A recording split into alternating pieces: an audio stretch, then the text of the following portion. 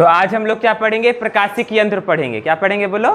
प्रकाशिक यंत्र, optical instrument पढ़ेंगे। ठीक है, देखो इसमें क्या पढ़ेंगे? 3 चीज पढ़ेंगे, सरल सूक्ष्मदर्शी, संयुक्त सूक्ष्मदर्शी और दूरदर्शी। सिंपल माइक्रोस्कोप, कंपाउंड माइक्रोस्कोप और टेलीस्कोप। पहला पढ़ेंगे सरल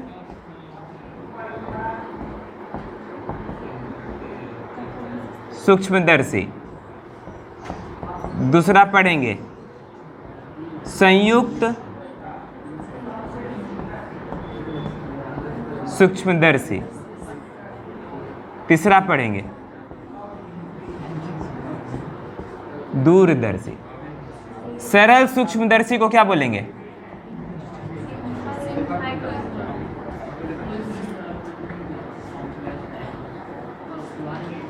संयुक्त सूक्ष्मदर्शी को क्या बोलेंगे? Compound microscope. दूरदर्शी को बोलेंगे टेलीस्कोप।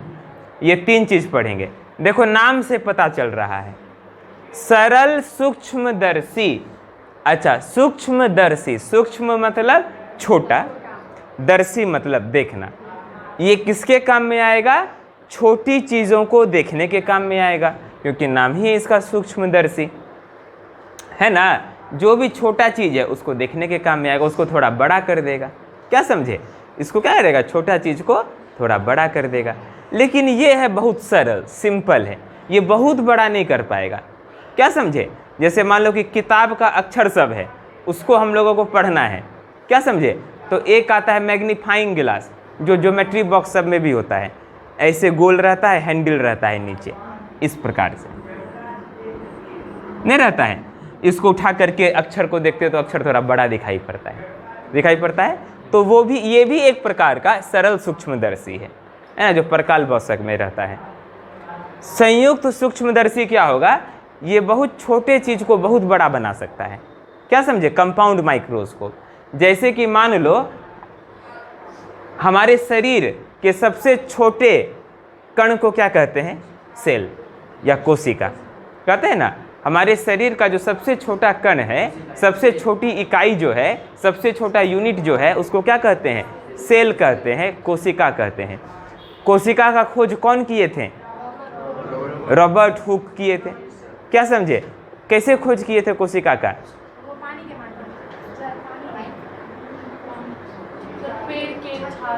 हाँ, कोई छाल लिए पेड़ का, चाहे हमारे शरीर से भी बहुत कुछ निकलते रहता है, वो लिए और उसको देखे संयुक्त सूक्ष्मदर्शी में देखें।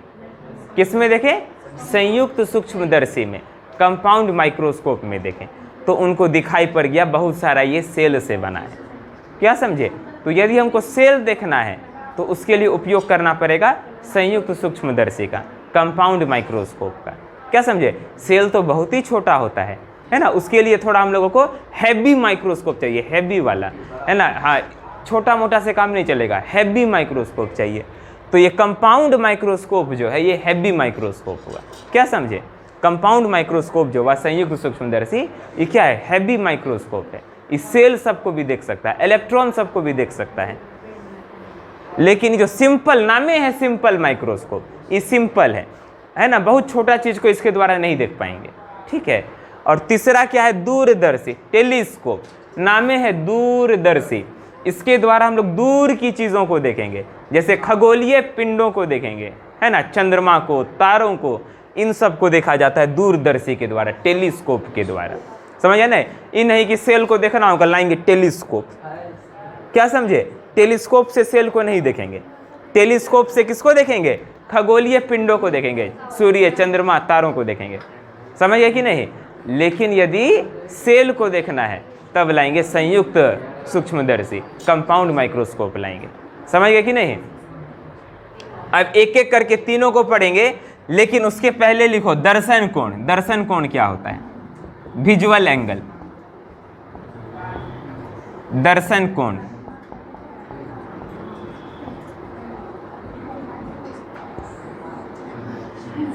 देखो विजुअल एंगल क्या होता है? दर्शन कोण। किसी वस्तु के द्वारा नेत्र पर बनाया गया कोण को विजुअल एंगल कहते हैं, दर्शन कोण। कोई वस्तु है, हमारे नेत्र पर कोई कोण तो बनाएगा, उसी कोण को हम लोग क्या कहते हैं? विजुअल एंगल कहते हैं, दर्शन कोण कहते हैं। इसकी परिभाषा लिख देंगे, दर्शन कोण की परिभाषा। किसी वस्तु द्वारा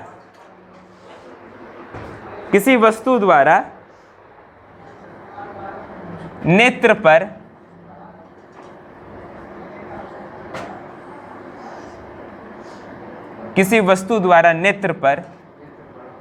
आंतरिक कोण को, किसी वस्तु द्वारा नेत्र पर आंतरिक कोण को,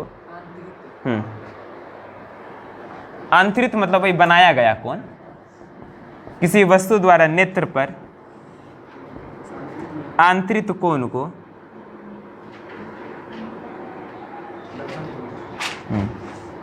दर्शन कोण कहते हैं। किसी वस्तु द्वारा नेत्र पर आंतरिक कोण को दर्शन कोण कहते हैं। किसी वस्तु द्वारा नेत्र पर आंतरिक कोण को दर्शन कोण कहते हैं।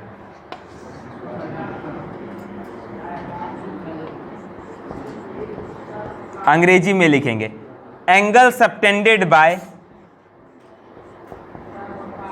एंगल सबटेंडेड बाय, सबटेंडेड का स्पेलिंग लिखो, आंतरिक को अंग्रेजी में सबटेंडेड कहते हैं, SUBTENDED, subtended.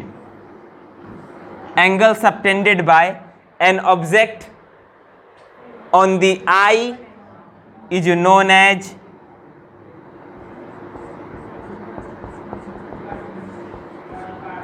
angle subtended by an object on the eye is known as visual angle, is known as visual angle। इसको हम लोग क्या कहते हैं? विजुअल एंगल कहते हैं। Angle subtended by an object on the eye is known as visual angle. कोई दिक्कत नहीं, ये चित्र बना लेंगे। देखो ये वस्तु है, ये क्या है? वस्तु है, ये तीर वस्तु है, और ये क्या है? नेत्र है। तो वस्तु नेत्र पर कितना कोण बना रहा है? थीटा कोण बना रहा है। तो इसी थीटा कोण को हम लोग दर्शन कोण कहते हैं। इस थीटा को क्या कहते हैं?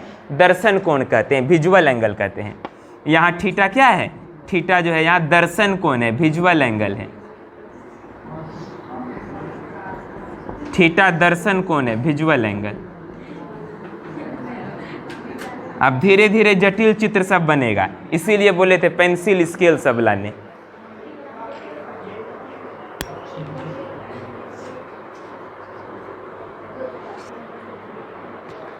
तो अगला टॉपिक लिखेंगे आवर्धन क्षमता, कोणीय आवर्धन, मैग्नीफाइंग पावर, एंगुलर मैग्निफिकेशन। लिखो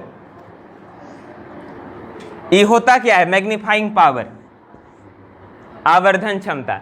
देखो हम लोग लेंस में, दर्पण में आवर्धन पढ़े हैं, आवर्धन पढ़ा है ना, मैग्निफिकेशन जिसको कहते हैं एम, नहीं होता? लेंस में क्या होता है? वस्तु की ऊंचाई और उल्टा प्रतिबिंब की ऊंचाई और वस्तु की ऊंचाई के अनुपात को आवर्धन कहते हैं।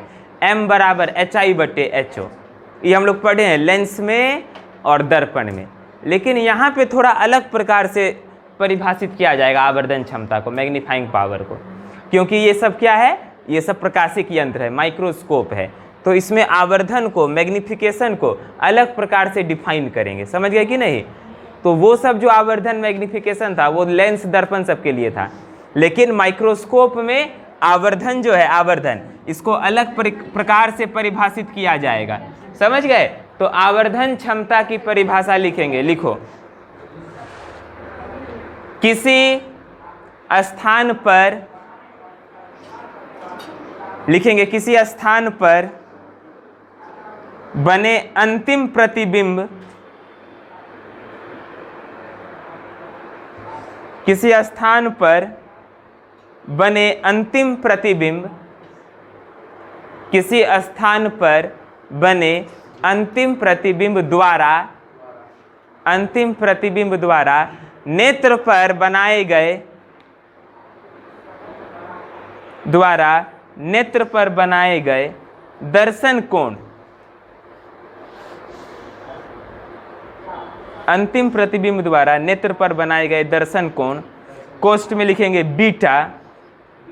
हाँ, दर्शन कोण कोष्ठ में क्या लिखेंगे? बीटा है। देखो यहाँ बीटा लिखा है ना, बीटा बीटा, हाँ यही बीटा। ऐसे बीटा लिखो, बी के नीचे में ऐसे खींच दो, बी का पैर खींच दो तो बीटा बन गया। समझ गया ना? वो पिक्चर हम क्या बोले, अभी नहीं बनाना, ये बाद में बनाना है एक्स्ट्रा। अभी नीचे वाला लिखा रहे हैं, ये दोनों ने बनाना है बाबू। हाँ, द्वारा नेत्र पर बनाए गए दर्शन कोण बीटा तथा उसी स्थान पर रखी वस्तु द्वारा, तथा उसी स्थान पर रखी वस्तु द्वारा, तथा उसी स्थान पर रखी वस्तु द्वारा, नेत्र पर बनाए गए दर्शन कोण अल्फा, नेत्र पर बनाए गए दर्शन कोण अल्फा, कोष्ठ में लिखना अल्फा, के अनुपात को यंत्र की आवर्धन क्षमता कहते हैं। के अनुपात को यंत्र की आवर्धन क्षमता कहते हैं। ठीक है? हाँ, नीचे फॉर्मूला लिखना, m बराबर बीटा बटे अल्फा। m बराबर क्या होता है? बीटा बटे अल्फा। m मतलब आवर्धन क्षमता, बीटा मतलब क्या है? देखो समझ लो परिभाषा, फिर अंग्रेजी में बोलेंगे। m बराबर होता है बीटा बटे अल्फा। यहाँ बीटा क्या है? बीटा है कि ना अंतिम प्रतिबिंब, जैसे मान लो कि अभी ये सब लेंस वगैरह लगा दिए हैं, तो अंतिम प्रतिबिंब ये है, फाइनल इमेज ये है। ये जो है कितना कोण बना रहा है? ये कितना दर्शन कोण बनाया? बीटा। और यदि जहाँ पे अंतिम प्रतिबिंब बना है वहीं पर वस्तु रख दें तो वो नेत्र पर कितना दर्शन कोण बनाया? अल्फा। उसी के अनुपात को आवर्धन क्षमता कहते हैं। तो आवर्धन क्षमता किसे कहते हैं? अंतिम प्रतिबिंब द्वारा बनाया गया दर्शन कोण और उसी स्थान पर रखे वस्तु द्वारा नेत्र पर बनाया गया दर्शन कोण के अनुपात को क्या कहते हैं? आवर्धन क्षमता कहते हैं। m बराबर बीटा बटे अल्फा। याद हो गया? किसी स्थान पर बने अंतिम प्रतिबिंब द्वारा बनाए गए दर्शन कोण है ना, और उसी स्थान पर रखे वस्तु द्वारा नेत्र पर बनाए गए दर्शन कोण के अनुपात को क्या कहते हैं? आवर्धन क्षमता कहते हैं। m बराबर बीटा बटे अल्फा। अब अंग्रेजी में क्या बोलेंगे? देखो, फाइनल इमेज जो है कितना विजुअल एंगल बनाया, और उसी जगह पर यदि ऑब्जेक्ट रख दें वो आई पर कितना विजुअल एंगल बनाता है, इन दोनों के रेशियो को क्या कहते हैं? मैग्नीफाइंग पावर या एंगुलर मैग्निफिकेशन कहते हैं। m बराबर बीटा बटे अल्फा। लिखेंगे परिभाषा अंग्रेजी में, the ratio of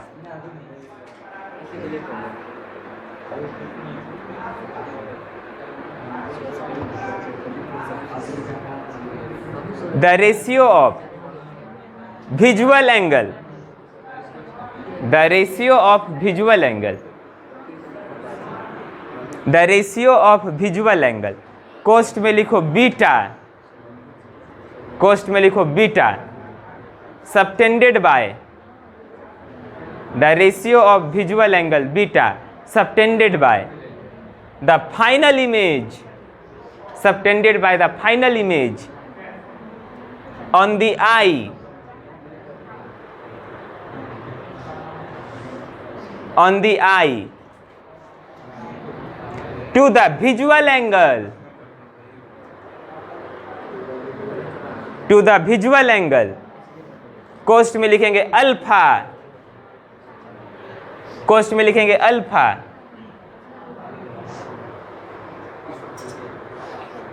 subtended by an object placed at the same point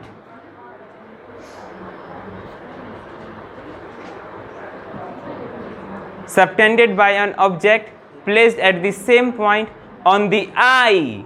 कहाँ पर? आई पर. is known as magnifying power. Is known as magnifying power of the instrument. Is known as magnifying power of the instrument. है, अभी नहीं बनाना, इसमें बनाना चित्र. m बराबर beta बटे अल्फा नीचे लिख देंगे. ठीक है ना. वैसे इस परिभाषा का चित्र भी यही चीज है. इस चित्र से हम लोग समझ सकते हैं. देखो इस चित्र से समझा देते हैं. अंतिम प्रतिबिंब बनाया, ये जो है नेत्र पर कितना दर्शन कोण बनाया? बीटा. और इसी स्थान पर देखो डी स्थान पर अंतिम प्रतिबिंब. अंतिम प्रतिबिंब कितनी दूरी पर बना? लेंस से डी दूरी पर. यदि इतनी ही डी दूरी पर देखो ये डी दूरी है ना, अंतिम प्रतिबिंब ये है, ये लेंस से कितना दूरी पर है? डी. तो ये कितना दर्शन कोण बनाया? बीटा. अब यदि इतना ही दूरी पर, आंख से इतनी ही दूरी पर वस्तु रख दें, ये ए बी वस्तु है, तो ये नेत्र पर कितना दर्शन कोण बनाया? अल्फा. इसी दोनों के बीटा और अल्फा के अनुपात को, रेशियो को क्या कहते हैं? आवर्धन क्षमता कहते हैं. समझ गए? अब अगला टॉपिक लिखेंगे सरल सूक्ष्मदर्शी. ना, सरल सूक्ष्मदर्शी अगला टॉपिक लिखो.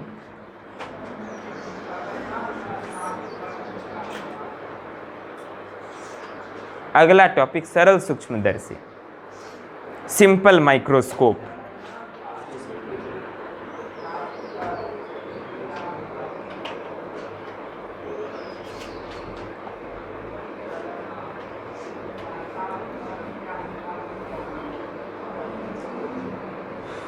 लिखेंगे सरल सूक्ष्मदर्शी वास्तव में, सरल सूक्ष्मदर्शी वास्तव में, सरल सूक्ष्मदर्शी वास्तव में कम फोकस दूरी वाला, वास्तव में कम फोकस दूरी वाला,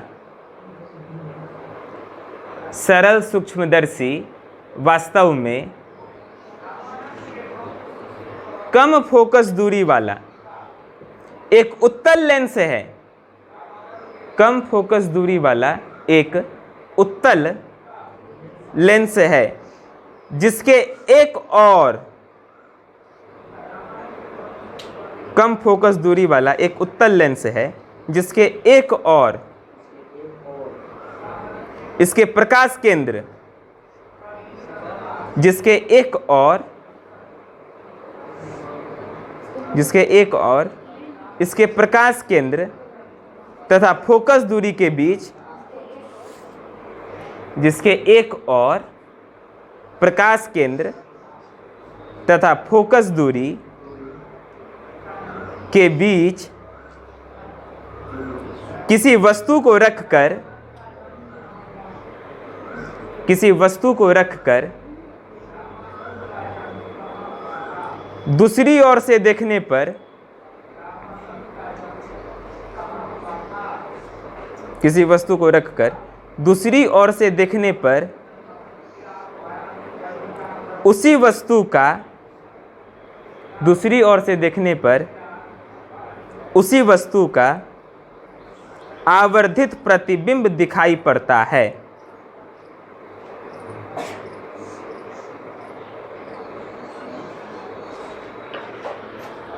आवर्धित प्रतिबिंब दिखाई पड़ता है.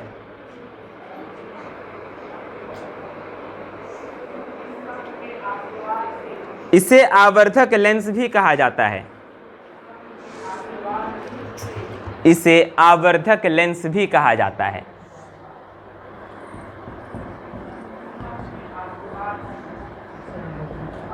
आवर्धक लेंस, मैग्नीफाइंग ग्लास भी कहा जाता है. ठीक है. अब चित्र बना लेंगे।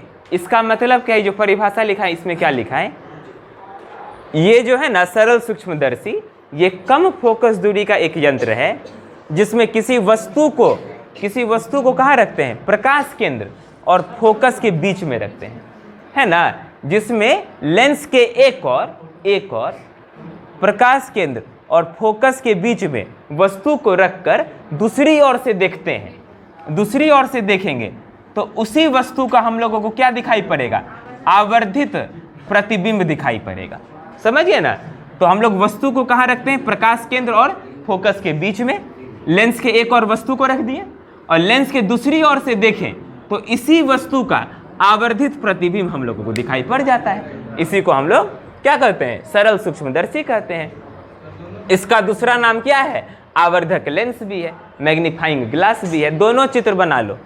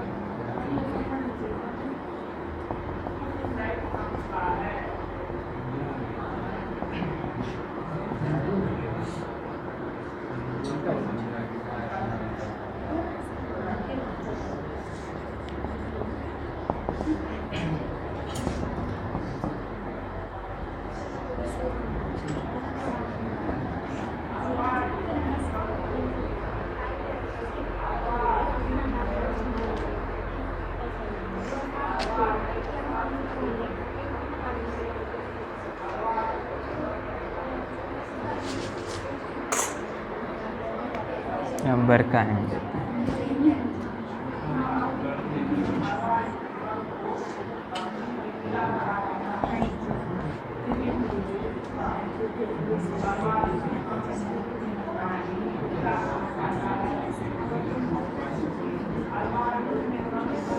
ये सब बना लेंगे।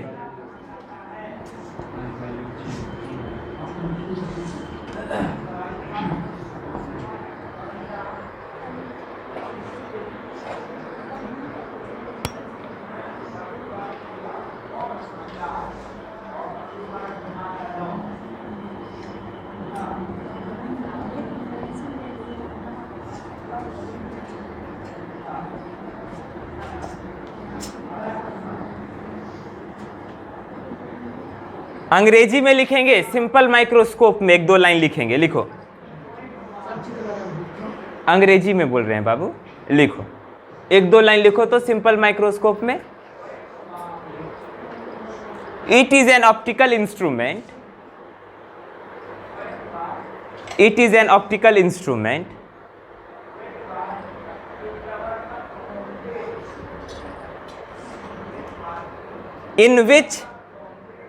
in which it is an optical instrument in which if an object is placed in which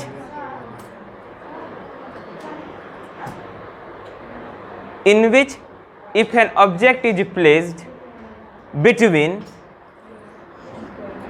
in which if an object is placed between optical center and focus in which if an object is placed between optical center and focus,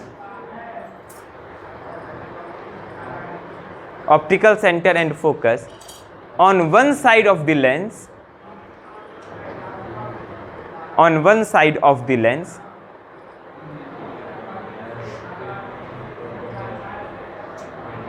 then its magnified image can be seen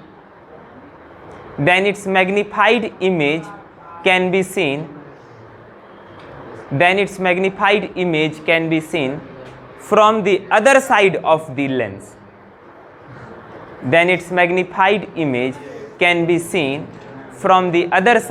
the lens. It is also known as magnifying glass. ठीक है, अब यहाँ पे ये चित्र बनाएंगे और देखो ध्यान देना है, इसमें 2 आवर्धन क्षमता याद रखेंगे। कितनी आवर्धन क्षमता? 2 आवर्धन क्षमता याद रखेंगे। पहली परिस्थिति में जब प्रतिबिंब बनेगा कहाँ पर? डी पर, तब क्या आवर्धन क्षमता है? 1 जोड़ डी बटे एफ याद रखेंगे। और जब प्रतिबिंब अनंत पर बनेगा तब आवर्धन क्षमता होता है एम बराबर डी बटे एफ। ये दोनों फॉर्मूला याद रखेंगे। यहाँ पर डी क्या है? डी है स्पष्ट दृष्टि की न्यूनतम दूरी, least distance of distinct vision, जिसका मान होता है 25 सेंटीमीटर।